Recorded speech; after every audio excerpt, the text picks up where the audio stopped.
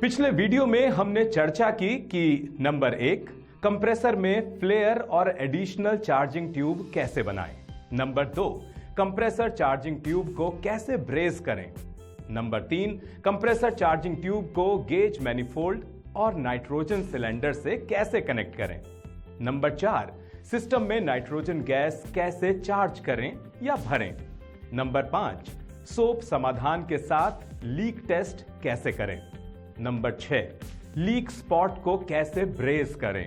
Number 7, system को vacuum pump से कैसे कनेक्ट करें। इसी को जारी रखते हुए इस वीडियो में हम चर्चा करेंगे कि इवैक्यूएशन गैस चार्जिंग का पता कैसे करें और आखिर में कॉपर ट्यूब को कैसे पिंच करें। नंबर 1, वैक्यूम पंप को हैंडल और ऑपरेट करना। नंबर 2, सिस्टम को डिहाइड्रेट करना। नंबर 3, लो साइड और हाई और दोनों साइड्स पर सिस्टम को खाली करना। नंबर 4, सिस्टम में गैस कैसे चार्ज होती है। नंबर 5, सिस्टम को कैसे पिंच करें। पहला टास्क, वैक्यूम पंप को हैंडल और ऑपरेट करें। पहला स्टेप, ऑनलाइन टेस्टर का इस्तेमाल करके सुनिश्चित करें कि वैक्यूम पंप के लिए इलेक्ट्रिकल सप्लाई उपलब्ध हो। दूसरा स्टेप, वैक्यूम पंप की इलेक्ट्रिकल पावर लाइन को power source, test board, switch board से कनेक्ट करें। तीसरा स्टेप, वैक्यूम पंप को स्विच ऑन करें। चौथा स्टेप, गेज मैनिफोल्ड के एलपी पोर्ट का वाल्व नॉब खोलें। पांचवा स्टेप, रेचेट की रेंच के साथ एंटी क्लॉकवाइज डायरेक्शन में स्टेम को घुमाकर एंगल वाल्व को खोलें। छठा स्टेप, मैनिफोल्ड के एलपी गेज पर अवेलेबल प्रेशर की रीडिंग को ऑब्जर्व करें। प्रेशर कम हो रहा है। सातवां स्टेप, किसी भी रुकावट के बिना सिस्टम को 2 घंटे के लिए छोड़ दें। दूसरा टास्क, सिस्टम को डिहाइड्रेट करें। पहला step, heating kit, infrared lamp लें और इसे ऑन करें। दूसरा स्टेप, सुनिश्चित करें कि सिस्टम को वैक्यूम मिल रहा हो और पंप काम कर रहा हो। तीसरा स्टेप, इंफ्रारेड लैंप के साथ सिस्टम के सभी जगहों को गर्म करें। चौथा स्टेप, सभी जगहों refrigerant tubes, condenser coil, evaporator coil यदि ये एक्सपोज्ड है, लिक्विड लाइन ड्रायर या फिल्टर पर समान रूप से हीट अप्लाई करें। पांचवा स्टेप, हमेशा हीटिंग किट और सिस्टम की सतह के बीच 15 सेंटीमीटर की दूरी बनाएं और कायम रखें। छठा स्टेप, 15 से 30 मिनट तक प्रक्रिया को जारी रखें। 10वां टास्क, सिस्टम को खाली करें। पहला स्टेप, मैनिफोल्ड के एलपी गेज पर प्रेशर रीडिंग पर ध्यान दें और गौर करें ये 100 माइक्रो या उससे कम होना चाहिए, 30 इंच हैग नियम के बराबर। दूसरा स्टेप, वैक्यूम पंप शुरू होने के 3 घंटे बाद रेचेट की रेंच के साथ स्टेम को क्लॉकवाइज डायरेक्शन में घुमाकर एंगल वाल्व को बंद करें। तीसरा स्टेप, मैनिफोल्ड के एलपी नॉब को बंद करें। चौथा स्टेप, वैक्यूम पंप को बंद करें और पावर सप्लाई को डिस्कनेक्ट करें। पांचवा स्टेप, चार्जिंग हॉज 1 को एंगल वाल्व से डिस्कनेक्ट करें। छठा स्टेप, 6 मिलीमीटर के डमी नट के साथ एंगल वाल्व के आउटलेट को बंद करें। नट को उपयुक्त आकार के डबल एंडेड स्पैनर के साथ कस दें। सातवां स्टेप, गेज मैनिफोल्ड और वैक्यूम पंप से चार्जिंग होज 1 और 2 को डिस्कनेक्ट करें। 11वां टास्क, सिस्टम में गैस चार्ज करें, भरें। पहला स्टेप, एक साधारण फ्रिज के हार्मेटिक या रेफ्रिजरेशन सिस्टम में रेफ्रिजरेंट को चार्ज करें। दूसरा स्टेप, एक फ्रॉस्ट फ्री फ्रिज के हार्मेटिक रेफ्रिजरेशन सिस्टम को चार्ज करें। तीसरा स्टेप, माना जाता है कि यूनिट या अप्लायंस जिसे भरने जा रहे हैं उसमें वैक्यूम है। 12वां टास्क, सिस्टम को चार्जिंग सिलेंडर से कनेक्ट करें। पहला स्टेप, चार्जिंग सिलेंडर के वाल्व से चार्जिंग होज 1 का एक सिरा कनेक्ट करें और दूसरे सिरे को गेज मैनिफोल्ड के इंटरमीडिएट पोर्ट से कनेक्ट करें। दूसरा स्टेप, चार्जिंग होज 2 का एक सिरा कंप्रेसर के एंगल वाल्व से कनेक्ट करें और दूसरे सिरे को गेज मैनिफोल्ड के लो प्रेशर या एलपी पोर्ट से कनेक्ट करें। तीसरा स्टेप, गेज मैनिफोल्ड के हाई प्रेशर एचपी पोर्ट को 6 मिलीमीटर के फ्लेयर डमी नट से बंद करें और एक उपयुक्त डबल एंडेड स्पैनर का इस्तेमाल करके इसे कसें। चौथा स्टेप, सुनिश्चित करें कि charging cylinder valve, gauge manifold के एलपी और एचपी वाल्व नॉब और कंप्रेसर के एंगल वाल्व बंद हों। पांचवा स्टेप, कटिंग प्लायर का इस्तेमाल करके चार्जिंग होज के सिरों को कस दें। 13वां टास्क, चार्जिंग होज में हवा को निकालें। पहला स्टेप, एंटी क्लॉकवाइज डायरेक्शन में एकांशिक रूप से बाईं ओर मोड़कर चार्जिंग सिलेंडर वाल्व को हल्के से या धीरे खोलें। दूसरा स्टेप, कटिंग प्लायर का इस्तेमाल करके गेज मैनिफोल्ड के इंटरमीडिएट पोर्ट पर इसके सिरे को ढीला करके चार्जिंग होज 1 को निकालें। तीसरा स्टेप, मैनिफोल्ड के इंटरमीडिएट पोर्ट पर यदि बर्फ के रूप में रेफ्रिजरेंट बाहर निकल रहा है तो तुरंत चार्जिंग होज के सिरे को ढीला करें और सुनिश्चित करें कि रेफ्रिजरेंट का बाहर निकलना, छूटना रोका गया हो। चौथा स्टेप, गेज मैनिफोल्ड के एलपी नॉब को 2 से 3 बार मोड़कर खोलें और एलपी गेज पर रीडिंग को ऑब्जर्व करें।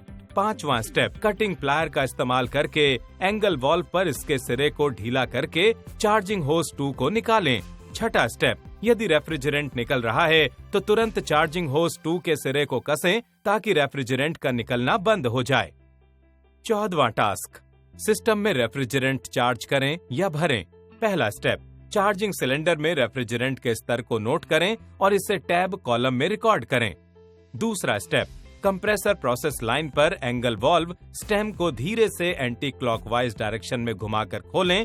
रीचेट की रेंच का इस्तेमाल करें। तीसरा स्टेप, हाथ या उंगली के साथ इसे छूकर कंप्रेसर के चार्जिंग ट्यूब में रेफ्रिजरेंट का फ्लो देखें। चार्जिंग लाइन ठंडी हो ये महसूस करके रेफ्रिजरेंट के फ्लो को सुनिश्चित करें। चौथा स्टेप, चार्जिंग सिलेंडर में स्तर को देखकर रेफ्रिजरेंट के फ्लो या ट्रांसफर को देखें। पांचवा स्टेप, सिस्टम को 3 से 5 मिनट तक या सभी रेफ्रिजरेंट सिस्टम में आवश्यक मात्रा के रेफ्रिजरेंट को समाप्त होने तक छोड़ दें। छठा स्टेप, सुनिश्चित करने के बाद कि रेफ्रिजरेंट सिस्टम में ट्रांसफर हो गया है, चार्जिंग सिलेंडर का वाल्व बंद कर दें। सातवां स्टेप, हाथ का इस्तेमाल करके गेज मैनिफोल्ड के एलपी नॉब को क्लॉकवाइज डायरेक्शन में घुमाकर बंद कर दें। आठवां स्टेप, रेचेट की और एडजस्टेबल स्पैनर का इस्तेमाल करके सावधानी पूर्वक एंगल वाल्व के स्टेम को क्लॉकवाइज डायरेक्शन में घुमाकर बंद कर दें। 9वां स्टेप, चार्जिंग सिलेंडर पर रीडिंग को ध्यान से देखें और रेफ्रिजरेंट की मात्रा की गणना के लिए रिकॉर्ड कर दें। 10वां स्टेप, एंगल वाल्व से चार्जिंग होज 2 को डिस्कनेक्ट कर दें। 15वां टास्क, सर्विस सिलेंडर से सिस्टम को कनेक्ट करें। रेफ्रिजरेशन सिस्टम्स में गैस चार्जिंग कई तरीकों से किया जा सकता है, जिसमें वेट मेथड, प्रेशर मेथड और टेम्परेचर मेथड शामिल हैं। रेफ्रिजरेंट सिलेंडर को वेइंग मशीन में रखें और किलोग्राम में वैल्यूज को नोट करें। रेफ्रिजरेंट सिलेंडर पर धीरे से वाल्व खोलें ताकि रेफ्रिजरेंट सिस्टम में फ्लो हो सके। धीरे धीरे रेफ्रिजरेंट को जोड़ें और नियमित अंतराल पर मैनिफोल्ड गेज सेट पर प्रेशर रीडिंग्स को चेक करें। पहला स्टेप, चार्जिंग होज 1 के एक सिरे को सर्विस सिलेंडर के वाल्व से कनेक्ट करें और दूसरे सिरे को गेज मैनिफोल्ड के इंटरमीडिएट पोर्ट से कनेक्ट करें। दूसरा स्टेप, चार्जिंग होज 2 के एक सिरे को कंप्रेसर के एंगल वाल्व से कनेक्ट करें और दूसरे सिरे को गेज मैनिफोल्ड के लो प्रेशर एलपी पोर्ट से कनेक्ट करें। तीसरा स्टेप, गेज मैनिफोल्ड के हाई प्रेशर एचपी पोर्ट को फ्लेयर 6 मिलीमीटर के डमी नट से बंद करें और इसे एक उपयुक्त डबल एंडेड स्पैनर का इस्तेमाल करके कस दें। 16वां टास्क, चार्जिंग होज में हवा को निकालें। पहला स्टेप, एक रेचेट की रेंच का इस्तेमाल करके सर्विस सिलेंडर वाल्व का स्टेम धीरे से एंटी क्लॉकवाइज डायरेक्शन में 1/2 से 1 टर्न करके खोलें। दूसरा स्टेप, कटिंग प्लायर का इस्तेमाल करके गेज मैनिफोल्ड के इंटरमीडिएट पोर्ट पर इसके सिरे को ढीला करके चार्जिंग होज 1 को निकालें। तीसरा स्टेप, मैनिफोल्ड के इंटरमीडिएट पोर्ट पर यदि बर्फ के रूप में रेफ्रिजरेंट बाहर निकल रहा है तो तुरंत चार्जिंग होज 1 के सिरे को कसें और सुनिश्चित करें कि रेफ्रिजरेंट का बाहर निकलना या छूटना रोका गया हो। चौथा स्टेप, गेज मैनिफोल्ड के एलपी नॉब को 2 से 3 टर्न मोड़कर खोलें और एलपी गेज पर रीडिंग को ऑब्जर्व करें। 5वां स्टेप, चार्जिंग होज 2 को कटिंग प्लायर का इस्तेमाल करके एंगल वाल्व के सिरे को कम करके निकालें।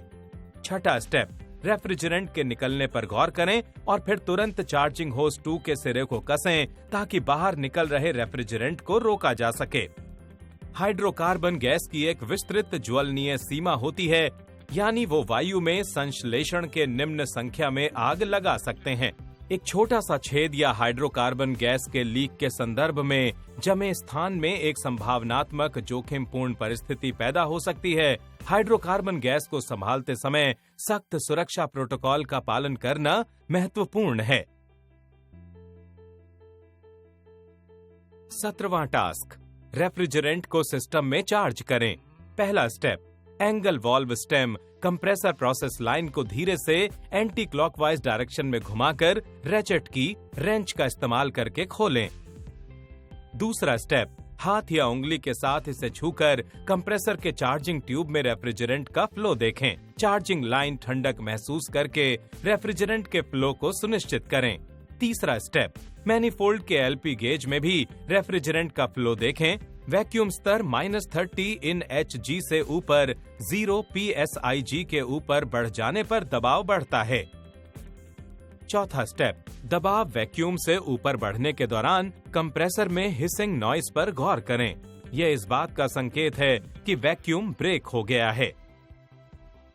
पांचवा स्टेप, रेफ्रिजरेंट को फ्लो होने दें जब तक ये मैनीफोल्ड के एलपी गेज में 30 से 50 pSig तक ना पहुंच जाए। फिर तुरंत एंगल वाल्व को बंद करें। छठा स्टेप, ये सुनिश्चित करें कि सिस्टम या अप्लायंस के तार वायरिंग डायग्राम का इस्तेमाल करके चालू करने के लिए तैयार हैं। सातवां स्टेप, क्लैंप मीटर और टोंग टेस्टर का इस्तेमाल करके ये टेस्ट करें कि अप्लायंस के लिए उपलब्ध पावर सप्लाई ऑपरेटिंग लिमिट्स में यानी 180 से 230 वोल्ट है। 18वां टास्क, सिस्टम को पिंच करें। ध्यान दें, पहला स्टेप, पिंचिंग या तो लो साइड पर या हाई साइड पर हो सकती है। कभी कभी सक्शन प्रोसेस लाइन और लिक्विड लाइन दोनों पर पिंचिंग की जाती है। दूसरा स्टेप, पिंचिंग लो साइड पर करते समय सिस्टम को काम करने की स्थिति में रखा जाना चाहिए और हाई साइड पर पिंचिंग करते समय सिस्टम को बंद स्थिति में रखा जाना चाहिए। तीसरा स्टेप, पिंचिंग प्रक्रिया को चलाने के लिए सही टूल्स का इस्तेमाल करना अनिवार्य होना चाहिए, जैसे कि पिंचिंग ब्लॉक या हैंड हेल्ड प्रकार का pinch of tool. Cutting knows plier के रूप में पिंचिंग टूल का इस्तेमाल नहीं करना चाहिए। चौथा स्टेप, जरूरत पड़ने पर आई गॉगल्स और ग्लव्स जरूर पहनें। पांचवा स्टेप, सुनिश्चित करें कि कंप्रेसर काम कर रहा है। छठा स्टेप, कंप्रेसर प्रोसेस ट्यूब और एंगल वाल्व के फ्लेयर नट के बीच लाइन को एक पिंचिंग टूल का इस्तेमाल करके पिंच करें। सातवां स्टेप, प्रोसेस लाइन पर पिंचिंग टूल को मजबूती से पकड़ें। आठवां स्टेप, एक एडजस्टेबल स्पैनर और एक उपयुक्त आकार के डबल एंडेड स्पैनर का इस्तेमाल करके फ्लेयर नट से इसे ढीला करके एंगल वाल्व को हटा दें। नौवां स्टेप, पिंचिंग पॉइंट और फ्लेयर नट के बीच कॉपर ट्यूब को एक ट्यूब कटर का इस्तेमाल करके काट लें। 10वां स्टेप, कॉपर ट्यूब के खुले सिरे पर सोप सॉल्यूशन की पतली परत लगाकर रेफ्रिजरेंट के लीक को टेस्ट करें जो पिचिंग पॉइंट से ज्यादा है। 11वां स्टेप, यदि रिसाव पाया जाता है तो पिचिंग ब्लॉक को ज्यादा मजबूत करके या हैंड हेल्ड पिचिंग टूल को डबल क्रिम्प करके रिसाव को रोकें। चार्जिंग पूरा होने के बाद टेम्परेचर, करंट, वोल्टेज और प्रेशर की मॉनिटरिंग करने से सुनिश्चित किया जा सकता है कि फ्रिज की कूलिंग सिस्टम अपने डिजाइन के पैरामीटर्स के भीतर काम कर रही है।